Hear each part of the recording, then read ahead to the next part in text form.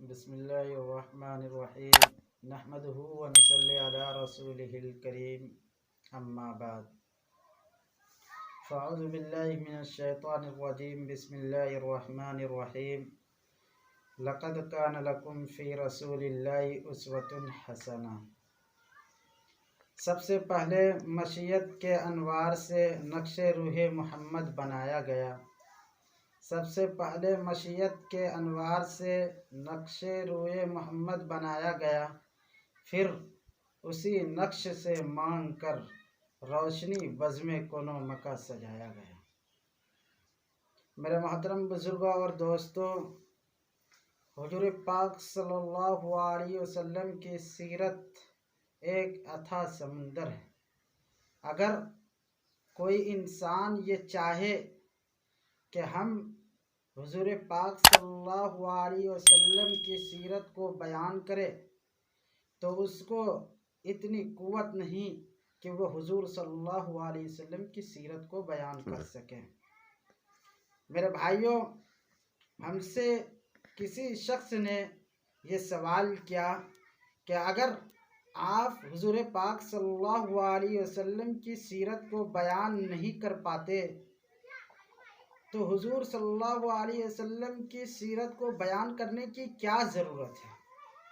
تو میں نے کہا کہ میری مثال مصر کی اس بڑھیا کی ہے جنہوں نے روئی کی ایک گٹھری لے کر حضرت یوسف علیہ السلام کو خریدنے کے لیے آئی تھی، اور ان سے کسی نے یہ سوال کیا تھا کہ اماں، کیا یہ ایک گٹھری سے حضرت یوسف علیہ السلام کو خریدا جا سکتا ہے؟ تو اماں نے جواب دیا تھا کہ میں اس مقصد سے نہیں آیا ہوں کہ اس روئی کے ذریعے سے میں حضرت یوسف علیہ السلام کو خریدوں، بلکہ میری مقصد یہ ہے کہ میں حضرت یوسف علیہ السلام کو اس روئی کے ذریعے خرید تو نہیں پاؤں گی، لیکن کل قیامت کے دن جب اللہ تبارک و تعالی یہ کہیں گے کہ حضرت یوسف کو خریدنے والا کون کون تھا تو اس میں میرا بھی نام آ جائے گا۔ میرے بھائیوں، اسی لیے اللہ تبارک و تعالی نے قرآن میں کہا ہے وَرَفَعْنَا لَكَ ذِكْرَكَ، ہم نے آپ کی شان کو اونچا کر دیا۔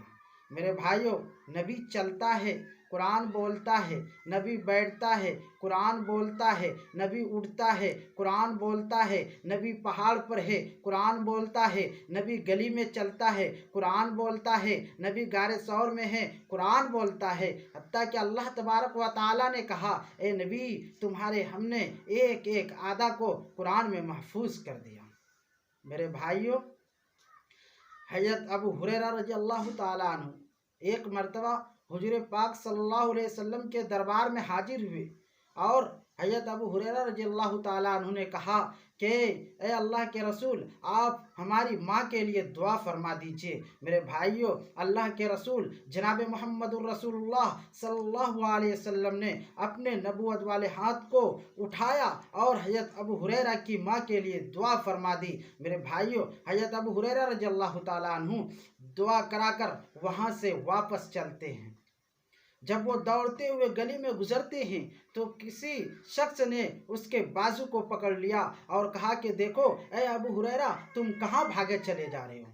تو حضرت ابو ہریرہ رضی اللہ تعالیٰ عنہ نے جواب دیا کہ میں اس لیے بھاگے چلے جا رہا ہوں کہ میں آج یہ دیکھنا چاہتا ہوں کہ میں زیادہ تیزی سے گھر پہنچتا ہوں یا حضور کی دعا زیادہ تیزی سے گھر پہنچتی ہے۔ میرے بھائیوں، حضرت ابو ہریرہ رضی اللہ تعالیٰ عنہ جب وہاں سے گھر واپس آتے ہیں تو وہ کیا ماجرا دیکھتے ہیں کہ دروازہ بند ہے۔ تھوڑی دیر کے بعد یہ آواز آتی ہے کہ اے ابو ہریرہ، چلو مجھے حضور پاک صلی اللہ علیہ وسلم کے دربار میں لے چلو اور مجھے حضور پاک صلی اللہ علیہ وسلم سے کلمہ پڑھوا دو۔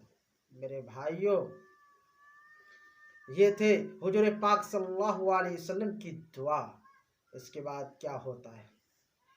حضرت ابو ہریرہ رضی اللہ تعالیٰ عنہ مدینہ کے کسی چوک میں لیٹے ہوئے ہیں، کمزور ہے، بے بس ہے۔ حضرت ابو بکر صدیق رضی اللہ تعالیٰ عنہ آئے، گزر گئے۔ حضرت عمر رضی اللہ تعالیٰ عنہ آئے، गुजर गए।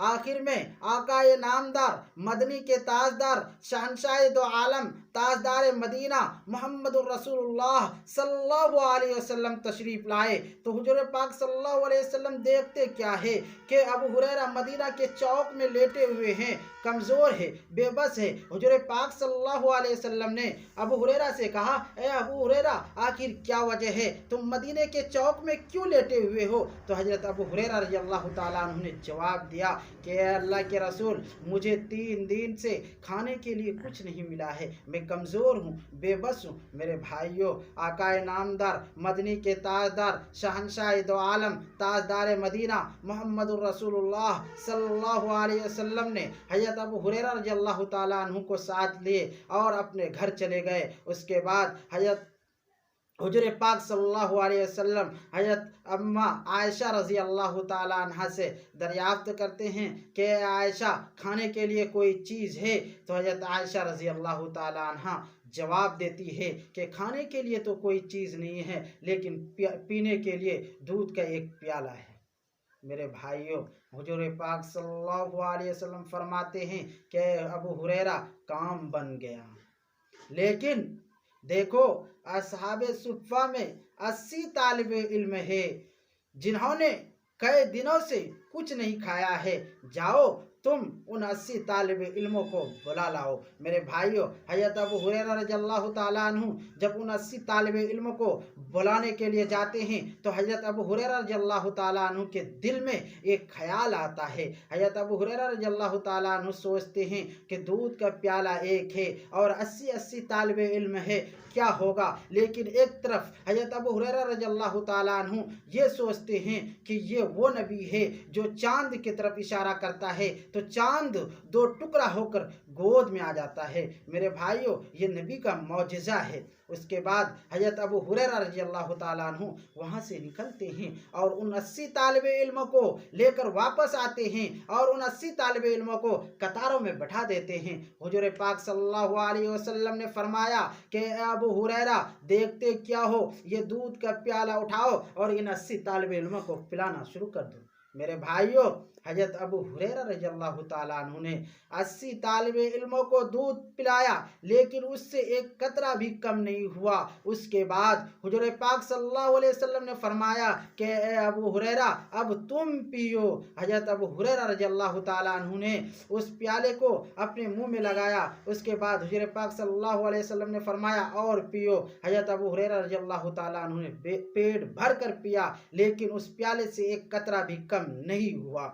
उसके बाद हुजूर पाक सल्लल्लाहु अलैहि वसल्लम ने उस प्याले को अपने दस्ते मुबारक में लिया और जैसे ही होठ से लगाया, प्याले से दूध खत्म हो गया। हज़रत अबू हुरैरा रज़ियल्लाहु ताला अन्हु कहते हैं कि ऐसी 1000 दुनिया होती और दूध पीती रहती, लेकिन कभी भी प्याले से दूध खत्म नहीं होता। वाखिर दावाना अनिल हम्दुलिल्लाह।